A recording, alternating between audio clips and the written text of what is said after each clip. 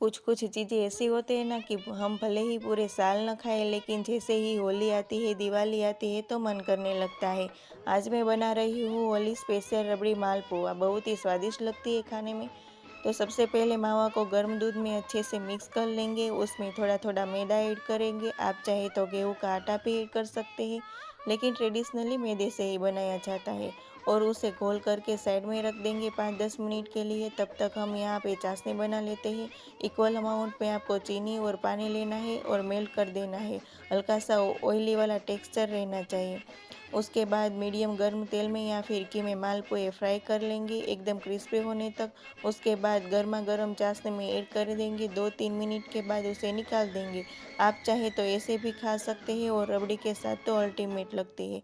तो ट्राई कीजिएगा और मुझे बताइएगा कि आपको ये रेसिपी कैसी लगी। वीडियो अच्छी लगी तो लाइक सब्सक्राइब करना मत भूलिएगा।